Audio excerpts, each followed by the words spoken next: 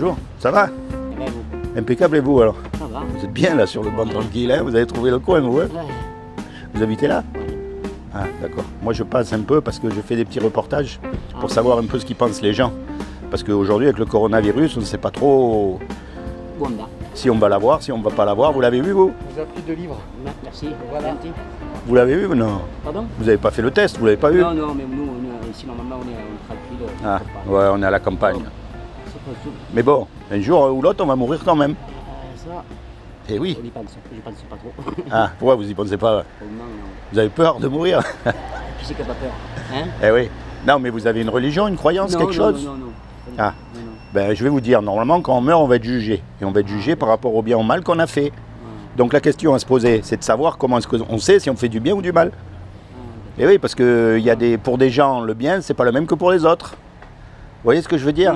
Donc pour ça, il y a une loi qui s'appelle les 10 commandements. Vous connaissez les 10 commandements? Pas moi dedans. Eh bien, je vais vous dire, vous allez voir. Et attention, hein, je ne vous juge pas parce que moi, j'ai lamentablement échoué au test. Ok? Il y a un commandement, il dit tu mentiras pas. Est-ce que vous avez déjà menti? Oh, bah non, monsieur. Comment on appelle quelqu'un qui a menti? Celui qui n'a jamais menti, c'est que. C'est un menteur. Et il y a un commandement, il dit tu voleras pas. Est-ce que vous avez déjà pris quelque chose qui n'est pas à vous? Bah oui. Il y a ça tue tous les hommes. Il y a un commandement qui dit tu ne commettras pas d'adultère.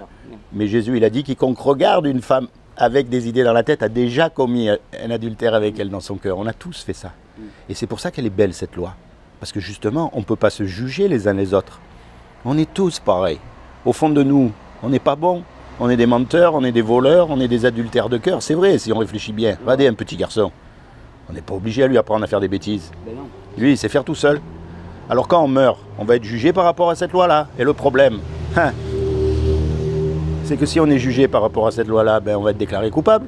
Ben, c'est ça, ouais, ouais. Et oui, et si on est coupable, la punition, c'est l'enfer pour l'éternité. Et c'est ça qui nous fait peur.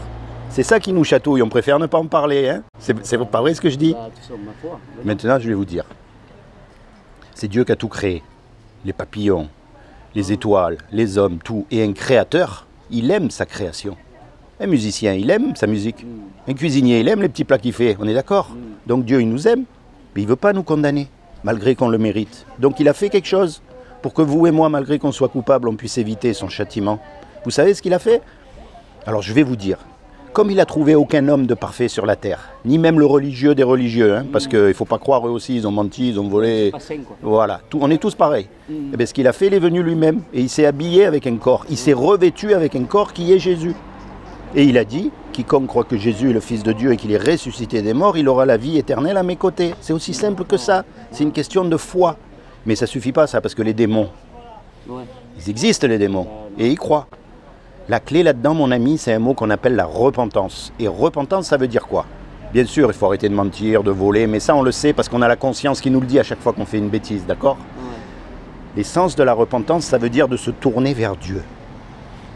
Pas d'aller dans une église ou dans une mosquée ou à droite, à gauche. Non, ça c'est... Non, de se tourner vers Dieu quand tu es tout seul.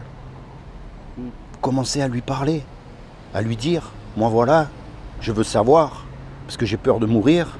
Qu'est-ce qui va se passer? Qu'est-ce qui va pas se passer? Est-ce que c'est vrai ce qu'il m'a dit, ce farfelu là que j'ai rencontré dans la rue? Parce que c'est vrai, les gens me prennent pour un fou. Non, mais c'est vrai ce que je dis. Le but c'est ça, c'est de commencer à chercher de tout son cœur. J'ai vu, vous avez des babouches. Vous êtes d'origine musulmane? Ouais. Ah, de quel pays? Algérie. Ah, Algérie. Ma mère est née à Sidi Bel Abbès. Ah ouais, d'accord. Et moi, je suis né à Casablanca, au Maroc à côté. Ah. Mais c'est ça, Dieu, il est pour tout le monde. Lui, il ne regarde pas la couleur de la peau, la religion, la politique, tout ça. Il veut qu'on sorte justement de tout. Chez les musulmans, vous savez bien qu'il y a beaucoup d'hypocrisie aussi. Ben Hein. aussi, hein. C'est pas vrai ce que je dis? Bien sûr. Comme chez les catholiques, Partout, ouais. comme partout. Mais ce que Dieu il veut, c'est que justement on sorte de ça et qu'on commence à avoir une relation personnelle avec lui. Pourquoi? Parce que vous avez eu des situations que moi j'ai pas eues. Vous avez eu des souffrances que j'ai pas eues et vice-versa, des injustices. On a chacun une vie. Et donc Dieu, il veut rentrer dans votre cœur. Quand Jésus il est mort sur la croix, il est mort à votre place et à ma place. C'est comme si tous les deux on fait un braquage. Voilà, ouais, pareil.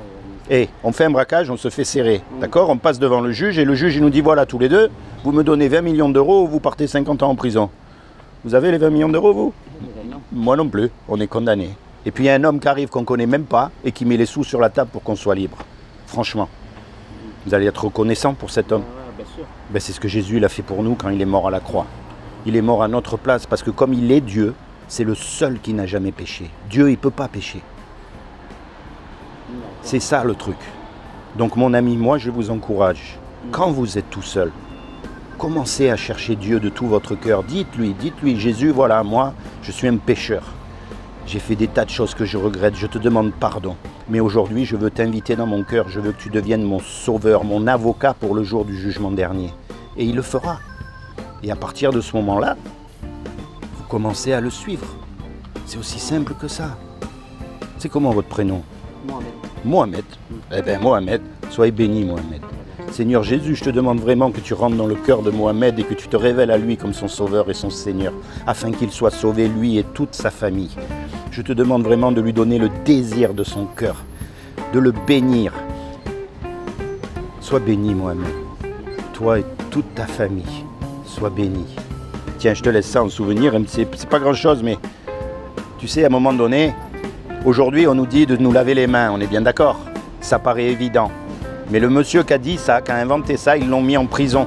Parce qu'à l'époque, il n'avait pas les preuves. Tu vois? Alors imagine que ce que je t'ai dit là, j'ai pas les preuves, mais imagine que ce soit vrai. Il y a deux chances. Soit c'est faux et on aura rigolé 5 minutes, soit c'est vrai et tu risques de perdre gros. Réfléchis-y. Rapproche-toi de Dieu, pas des hommes, pas des religieux, pas des religions, de Dieu lui-même. Sois béni, mon ami.